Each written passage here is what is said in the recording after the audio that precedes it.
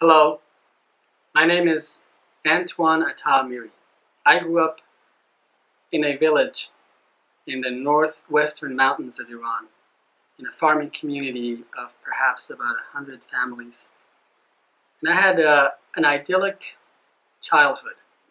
I was fed fresh, homemade food, and I spent most of my days on the field, playing with my siblings and cousins and village kids. And we had one radio, no TV.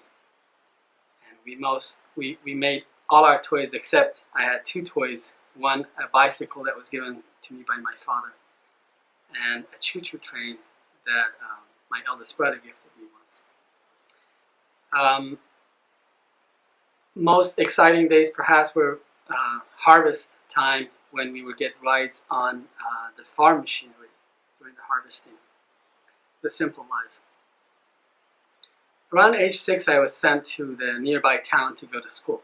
And I have a very vivid memory of being scorned harshly by the first grade teacher who decided to punish me for not completing my homework assignment. And from that day on, I decided I was never going to be subjected to such harsh punishment, treatment, and decided to study hard, and I became the best student throughout my grade school years, which goes to show how impactful our formative years can be on the rest of our lives.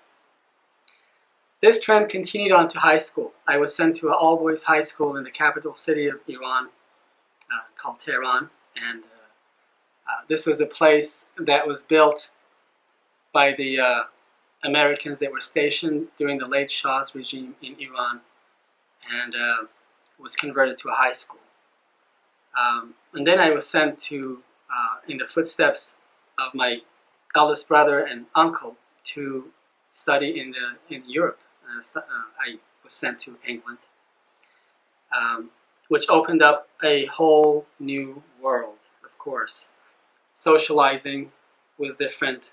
I was free to socialize with girls, different diet, different ways of eating, and everything seemed new. So I remember that I had to forget a lot of the beliefs I had in order to assimilate. And this was a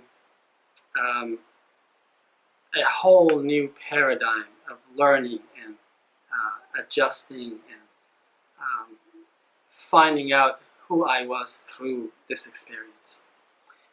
I then decided to move to the United States. I got interested in computers, and I moved to the United States and pursued computer science and got degrees in engineering, and then had a 30-year successful career in the high-tech industry, in startups and Fortune 500 companies.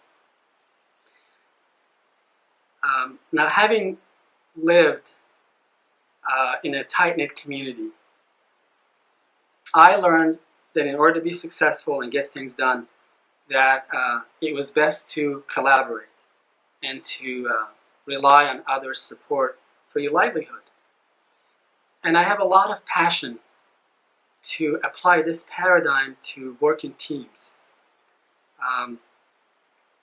I feel that this has given me a vantage point that I can share with business leaders and executives to establish a culture of relying on collaboration, of creating an environment in the workplace of trust, reduced stress, of clear communication, and constructive feedback as a foundation for success. Now, having lived on 3 continents and working with teams from California to East Asia, I feel that I bring a perspective that helps businesses in this exceedingly global business environment. I also use a very proven tool in my customized style of coaching called the Enneagram. The Enneagram can help individuals to increase performance and effectiveness, as well as working with teams to create that same high-performing capacity. I work with you individually, or I can help you create high-performing teams. I work with you closely. I form a tight partnership and work with you so that you can learn to tap into your inner wisdom, your intuition, your emotional intelligence, communicate powerfully, learn ways and means to deal with stress on the job, and also to assess and gauge the environment, the business environment, and navigate it more effectively. Thank you for listening.